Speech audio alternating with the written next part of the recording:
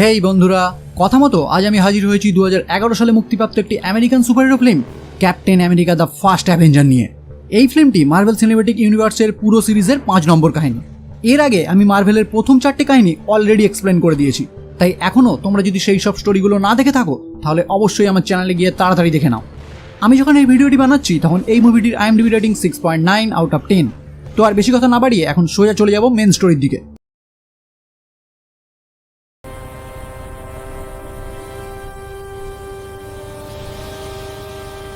আমরা দেখতে পাই আর্কটিকের কিছু বিজ্ঞানী একটি পুরনো বিমানের ধ্বংসাবশেষ খুঁজে পায় পুরোপুরি বরফে জমে থাকা অবস্থায়। এরপর সেখানে একটি টিম এসে বরফ কেটে যখন বিমানটির ভিতরে প্রবেশ করে দেখার জন্য আসলেই এই জিনিসটা কি, তখনই তার ভিতরে তারা দেখতে পায় লাল আর ব্লু কালারের একটি শিল্ড, যেটা দেখে কারোরই বুঝতে অসুবিধা হয় না যে এটা ক্যাপ্টেন আমেরিকা শিল্ড। এবার এখান থেকে স্টোরি চলে যায় ফ্ল্যাশব্যাকে 1942-এ, যেখানে দেখানো হয় নরওয়ের টন্সবার্গ শহরে জার্মান সোলজারের একটা পুরো টিম তাদের লিডার জোহান্স মিচের সাথে একটি অসাধারণ জিনিস খোঁজার উদ্দেশ্যে এসে হাজির হয়েছে একটি চার্চে। এবার সেই চার্চেই একটি পাদ্রীকে স্মিথ জিজ্ঞাসা করে, আমি যে জিনিসটি খুঁজছি সেটা তুমি কোথায় লুকিয়ে রেখেছো?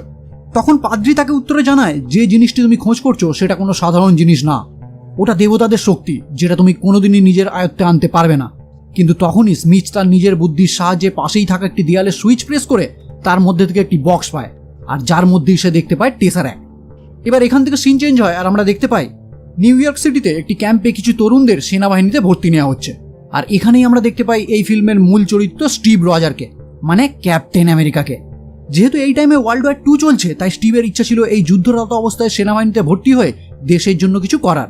কিন্তু সে বেশ কয়েকবার সেনাবাহিনীতে যোগদান করার চেষ্টা করলেও প্রতিবারই সে ব্যর্থ হয়েছে, কারণ স্টিভের শরীর অনেক দুর্বল। কিন্তু বারবার ব্যর্থ হওয়ার পরেও সে তার নিজের ইচ্ছাকে কিছুতেই থেমে যেতে দেয়নি, তাই সে তার অ্যাড্রেস চেঞ্জ করে আবারও চেষ্টা করতে থাকে। এবার দেখা যায় স্টিভ দেশাত্মবোধক একটি থিয়েটার দেখার সময় একজনের সাথে ঝামেলায় জড়িয়ে পড়ে, আর ওই ঝামেলা থেকে তাকে উদ্ধার করে তার বন্ধু বাকি বান্স, যে এখন অলরেডি সেনাবাহিনীতে সিলেক্টেড হয়ে গেছে। স্টিভ তাকে দেখিয়ে অবাক হয়ে জিজ্ঞাসা করে, তুমি সেনাবাহিনীতে ভর্তি হওয়ার অর্ডার পেয়ে গেছো? তখন বাকি তার রিপোর্ট কার্ড দেখে তাকে জিজ্ঞাসা করে, তুমি কতবার আর এইভাবে অ্যাড্রেস চেঞ্জ করে সেনাবাহিনীতে ভর্তি হওয়ার চেষ্টা করবে? তুমি জানো না এইভাবে মিথ্যে অ্যাড্রেস দিয়ে সেনাবাহিনীতে ভর্তি হওয়ার চেষ্টা করাও একটা অপরাধ? যাই হোক, এরপর বাকি তাকে বলে কালই সে ডিউটিতে জয়েন করছে, কিন্তু আজ সন্ধ্যায় সে স্টিভকে নিয়ে একটি অনুষ্ঠান দেখতে যাওয়ার কথা জানায়, যেটা ছিল স্টার্ক ইন্ডাস্ট্রির ভবিষ্যৎ প্রজন্মের একটি প্রদর্শনী। এবার সন্ধ্যায় তারা দুজনে মিলে সেখানে গিয়ে পৌঁছায়। স্টিভ এদিক ওদিক ঘুরে দেখতে দেখতে একটি জায়গায় কিছু সেনাবাহিনীদের ছবি দেখে সে তার সামনে দাঁড়িয়ে কল্পনা করতে থাকে এই ড্রেস পরলে তাকে কিরকম লাগতে পারে। আর এই টাইমে সেখানে আবারও হাজির হয় বাকি বান্স। সে তাকে এসেই বলে, তুমি তোমার স্বপ্ন ছাড়ো, কারণ তুমি তোমার এই চেহারা নিয়ে কোনোদিনই সেনাবাহিনীতে ভর্তি হতে পারবে না। তখন স্টিভ তাকে জানায়, আমার শরীর এই রকম তো কি হয়েছে, তাও আমি আমার দেশের হয়ে কাজ করতে চাই। স্টিভের এই কথাগুলি তাদের পিছনে থাকা ডক্টর আব্রাহাম স্কিন শুনে ফেলে। এই ডক্টর স্কিন একজন সায়েন্টিস্ট। এবার দেখা যায় ওই অনুষ্ঠানের পাশেই একটি জায়গায় সেনাবাহিনীদের ভর্তি হওয়ার একটি ক্যাম্প। এটা দেখে স্টিভ সোজা সেখানে গিয়ে উপস্থিত হয় সেনাবাহিনীতে নাম লেখানোর জন্য। কিন্তু এখানেই তার সামনে এসে উপস্থিত হয় ডক্টর স্কিন আর জিজ্ঞাসা করে, তোমার বাড়ি কোথায়? প্রথমেই স্টিভ তাকে মিথ্যা কথা বলে, কারণ সে ফর্মে তার অ্যাড্রেস ভুল দিয়েছিল। তখন ডক্টর স্কিন বলে, এর আগে তুমি আরো 5 বার সেনাবাহিনীতে ভর্তি হওয়ার জন্য অ্যাপ্লাই করেছিলে, আর প্রতিটা জায়গায় তুমি অ্যাড্রেস আলাদা আলাদা দিয়েছো। তাহলে তোমার সঠিক অ্যাড্রেসটা কোনটা? দেখো, তুমি যদি আমায় সবকিছু সঠিক বলো তাহলে আমি তোমাকে একটা চান্স দিতে পারি। এইবার স্টিভ যখন বুঝতে পারে সে পুরোপুরি ধরা পড়ে গেছে, তখনই সে তাকে সত্যি সত্যি জানায় তার বাড়ি ব্রুকলিনে। তখন ডক্টর স্কিন তাকে আবারও জিজ্ঞাসা করে, তুমি সেনাবাহিনীতে ভর্তি হতে কেন চাও? শত্রুদেরকে মারার জন্য? জবাবে তাকে স্টিভ জানায়, আমি কাউকে মারতে চাই না, শুধু দেশের হয়ে কাজ করতে চাই। আসলে আমার দাদাগিরি একদমই পছন্দ না। এই কথা শুনে ডক্টর স্কিন খুশি হয়ে তাকে সেনাবাহিনীতে সিলেক্টেড করে নেয়। এরপর সিন চেঞ্জ হয় আর আমরা দেখতে পাই একটি ক্যাম্পে সুপারভাইজার এজেন্ট কার্টার আর কর্নেল ফিলিপসের নেতৃত্বে কিছু সেনাবাহিনীদের ট্রেনিং দেওয়া হচ্ছে। আর সেখানেই আমরা স্টিভ রজারকেও দেখতে পাই। এখানে কর্নেল ফিলিপসের কথা থেকে আমরা বুঝতে পারি আসলে এখানে যেসব নতুন সেনাবাহিনীদের ট্রেনিং দেওয়া হচ্ছিল তাদের মধ্যে থেকে একজনকেই একটা স্পেশাল এক্সপেরিমেন্টের জন্য অ্যাপয়েন্ট করা হবে, যে এক্সপেরিমেন্টে একটি সাধারণ সোলজারকে সুপার সোলজারে পরিণত করা হবে, মানে তার ক্ষমতা সাধারণ মানুষের থেকে কয়েক গুণ বৃদ্ধি করা হবে। আর ডক্টর স্কিন আগে থেকেই ঠিক করে নিয়েছিলেন যে এদের মধ্যে তার কাজের জন্য সে স্টিভকেই বেছে নেবেন। কিন্তু কর্নেল ফিলিপস ডক্টরকে জানায়, আমার কাছে এই এক্সপেরিমেন্টের জন্য অনেক ভালো ভালো সোলজার আছে, কিন্তু তুমি ওই 35 কিলো ওজনের একটা রুগীকে কেন তোমার এক্সপেরিমেন্টের জন্য চয়েস করলে? তখন তার উত্তরে ডক্টর স্কিন তাকে জানায়, এখানে আমার চোখে আমার এক্সপেরিমেন্টের জন্য একমাত্র স্টিভই যোগ্য। এবার কর্নেল সেখানে উপস্থিত সবার মধ্যে কে যোগ্য এটা পরীক্ষা করার জন্যই ওই পুরো টিমটির দিকে একটি নকল বোম ছুঁড়ে দেয়। আর দেখতে পায় ওই বোমটি ছোঁড়ার সঙ্গে সঙ্গেই সেখানে উপস্থিত সকল সোলজার ছুটে পালিয়ে যায়। কিন্তু স্টিভ ছুটে এসে ওই বোমটির ওপর শুয়ে পড়ে আর সবাইকে সেখান থেকে সরে যেতে বলে, যাতে ওই বোমে কেউ আহত না হয়। তার এই কাজ দেখেই ডক্টর আরও খুশি হয়ে যায় আর কর্নেলকে জানায়, এবার বুঝলেন আমি কেন স্টিভকে বেছে নিয়েছি। এরপর ট্রেনিং শেষে স্টিভ যখন তার রুমে রেস্ট নিচ্ছিল ঠিক তখনই তার কাছে গিয়ে হাজির হয় ডক্টর স্কিন। স্টিভ তখন তাকে জিজ্ঞাসা করে, আমাকেই কেন আপনি বেছে নিলেন আপনার প্রজেক্টের জন্য? ডক্টর তখন তাকে জানায়, আমি এমনই একজনকে খুঁজছিলাম যার হৃদয় খুব কোমল হবে, কারণ ওই এক্সপেরিমেন্টের সিরামটি যার উপরেই প্রয়োগ করা হবে সে অনেক শক্তিশালী হয়ে যাবে। তাই আমি চেয়েছিলাম ওই এক্সপেরিমেন্টের পর কেউ যেন ওই পাওয়ারের মিসইউজ না করে, কারণ এর আগেও একজনের উপর এই সিরামটি প্রয়োগ করা হয়েছে। আর এখানেই ডক্টর স্টিভকে জন স্মিথের কথা জানায় আর বলে তিনি যখন জার্মানিতে ছিলেন তখন হিটলার তার সেনাবাহিনীকে আরও শক্তিশালী করার জন্য তার উপর দায়িত্ব দিয়েছিল, আর সাথে তার একটি টিম হাইডার লিডারকেও তার কাছে পাঠিয়েছিলেন একসাথে কাজ করার জন্য, যে তন্ত্রমন্ত্রতে খুবই বিশ্বাস করত। আর সে যে কোনো উপায়ে জেনে গিয়েছিল পৃথিবীতে এমন একটি দৈব শক্তি আছে যার সাহায্যে সে অনেক ক্ষমতাবান হতে পারে, কিন্তু সেই দৈব শক্তিকে অর্জন করার জন্য নিজেকে আগে থেকেই সাধারণ মানুষের থেকে অনেক শক্তিশালী হতে হবে। আর তাই যখন সে ডক্টর স্কিনের ফর্মুলা জানতে পারে তখনই সে ডাক্তারের উপর জোর করে ওই সিরামটি তাকে দেওয়ার জন্য, কিন্তু ডক্টর স্কিন তাকে ওই সিরামটি দিতে রাজি না হওয়ায় সে তার থেকে ওই সিরামটি কেড়ে নিয়ে নিজের উপর প্রয়োগ করে, যার ফলে সে শক্তিশালী তো হয়ে যায় কিন্তু তার উপর অনেক খারাপ সাইড এফেক্টও হতে শুরু করে, কারণ ওই সিরামটি তখনও পুরোপুরি তৈরি ছিল না। আসলে এই সিরামটি এমনই এক সিরাম যে কাউকে প্রয়োগ করলে তার ভিতরের শক্তি অনেক বৃদ্ধি পাবে, কিন্তু তার ভিতরের খারাপ চিন্তাভাবনাও আরও খারাপ হতে শুরু করবে। আর এই কারণের জন্যই আমি তোমাকে চয়েস করেছি, কারণ আমার বিশ্বাস তুমি কখনোই খারাপ কাজ করবে না। এবার ডক্টর সেখান থেকে চলে যাওয়ার আগেই স্টিভকে জানায় সে যেন তার এক্সপেরিমেন্টের জন্য মেন্টালি প্রস্তুত হতে শুরু করে। অন্যদিকে দেখা যায় জার্মানিতে জন স্মিথ আর তার সাথে থাকা একজন সায়েন্টিস্ট আর্মিন জোলা দুজনে মিলে চেষ্টা করতে থাকে তাদের উদ্ধার করা ওই টেসারাকের শক্তি তারা কিভাবে ব্যবহার করতে পারে। আর শেষমেশ তারা এমন একটি মেশিন বানিয়ে ফেলে যার সাহায্যে ওই টেসারাকের ক্ষমতা স্টোর করে নিজেদের ইচ্ছামতো ব্যবহার করতে পারে। এরপর ওই টেসারাকের ক্ষমতাকে কাজে লাগিয়ে এমন আধুনিক হাতিয়ার বানিয়ে ফেলে যে সে ডিসাইড করে আর এখন সে হিটলারের হয়ে কাজ করবে না। তাই হিটলারের যে সমস্ত অফিসাররা তার কাছে আধুনিক অস্ত্র দেখার জন্য এসেছিল তাদেরকে সে সেখানেই সঙ্গে সঙ্গে মেরে ফেলে আর ঘোষণা করে হাইড্রা এখন থেকে পুরোপুরি নিজেদের মতো কাজ করবে। এবার স্মিথ যখন জানতে পারে ডক্টর স্কিন এখন নিউ ইয়র্কে তার সিরামটি পুরোপুরি রেডি করে ফেলেছে সাধারণ মানুষের উপর প্রয়োগ করার জন্য, তখনই সে একটি গুপ্তচরকে পাঠায় তার তৈরি করা ওই সিরামটি হাতিয়ে নেওয়ার জন্য। এদিকে আমরা দেখতে পাই এজেন্ট কার্টার স্টিভকে ইউএস আর্মির একটি সিক্রেট জায়গায় নিয়ে আসে যেখানে তার উপর ওই এক্সপেরিমেন্টটি কার্যকর করা হবে। আর এখানেই আমরা দেখতে পাই মিলিটারি অনেক বড় বড় অফিসাররা ওই এক্সপেরিমেন্টটি দেখার জন্য সেখানে হাজির হয়েছে, এমনকি ওই অফিসারদের মধ্যে স্মিচের পাঠানো ওই গুপ্তচরটিও সেখানে হাজির ছিল। এবার ডক্টর স্কিন হাওয়ার্ড স্টার্কের সাহায্যে তার এক্সপেরিমেন্টে শুরু করে, কিন্তু এই এক্সপেরিমেন্টটি 70% পৌঁছানোর পরেই সেখানে কিছু শর্ট সার্কিট হয়ে আগুনের ফুলকি বেরোতে শুরু করে। আর মেশিনের ভিতর থেকে স্টিভের চিৎকার শুনতে পেয়েই ডক্টর স্কিন সঙ্গে সঙ্গে এক্সপেরিমেন্টটিকে থামানোর অর্ডার দেয়, কিন্তু এই টাইমে স্টিভ ওই মেশিনের ভিতর থেকে চিৎকার করে জানায়, না, এক্সপেরিমেন্টটি থামানোর কোনো দরকার নেই, আমি সহ্য করতে পারবো। এরপরই হাওয়ার্ড স্টার্ক তার মেশিনটিকে পুরোপুরি 100% করে দেয় এবং এক্সপেরিমেন্টটি পুরোপুরি সাকসেসফুল হয়। আর আমরা দেখতে পাই স্টিভ এখন শারীরিক দিক থেকে পুরোপুরি চেঞ্জ। আর এখানেই জন্ম নেয় প্রথম super soldier captain America, the first Avenger. এবার এই এক্সপেরিমেন্টটি সাকসেসফুল হওয়ার পরেই সেখানে উপস্থিত বড় বড় অফিসাররা যখন নিজেদের মধ্যে কথা বলতে ব্যস্ত, ঠিক সেই টাইমেই ডক্টর স্মিচের পাঠানো গুপ্তচরটি সেখানেই একটি বোম ব্লাস্ট করে ডক্টর স্কিনকে গুলি করে সেখান থেকে একটি সুপার সোলজার সিরাম নিয়ে পালিয়ে যায়। স্টিভ ডক্টরকে এই অবস্থায় দেখেই তাকে বাঁচানোর জন্য সঙ্গে সঙ্গে তার কাছে গিয়ে যায়, কিন্তু ডক্টর তার দিকে ইশারা করে জানায় আসল হিরো তোমার মধ্যে আছে, তাই এখন তুমি যাও আর ওই লোকটিকে ওই সিরামটি নিয়ে যাওয়া থেকে আটকাও। স্টিভ ডক্টরের থেকে এই কথা শুনে সঙ্গে সঙ্গে ওই লোকটির পিছনে ধাওয়া করতে শুরু করে। যেহেতু স্টিভ এখন একজন সুপার সোলজার তাই তার ক্ষমতা আগের থেকে এখন অনেক বৃদ্ধি পেয়েছে, তাই সে খুব সহজেই দৌড়ে ওই পালিয়ে যাওয়া গুপ্তচরটির গাড়িটিকে ধরে ফেলে। কিন্তু সেখানেও সে স্টিভের ওপর গুলি চালিয়ে একটি সাবমেরিন নিয়ে পালিয়ে যাওয়ার চেষ্টা করে, কিন্তু স্টিভ তাকে সেখান থেকে ধরে ফেললেও শেষমেশ সে সায়ানাইডের একটি গুলি খেয়ে জয় হাইড্রা বলে তার সামনেই আত্মহত্যা করে, যাতে তার কাছ থেকে কোনো খবর কেউ না জানতে পারে। এমনকি তার সাথে থাকা ওই সুপার সোলজার সিরামটিও সেখানেই পড়ে নষ্ট হয়ে যায়। আর মারা যাওয়ার আগে সে স্টিভকে বলে যায় আমাদের একজনকে মারলে আরও দুজন জন্ম নেবে।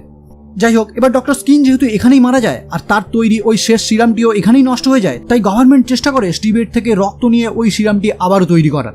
কারণ কর্নেল ফিলিপসের মনে হয়েছিল একটি সুপার সোলজার দিয়ে তাদের কোনো লাভ হবে না, আসলে তারা একটি পুরো সুপার সোলজারের টিম তৈরি করতে চেয়েছিল।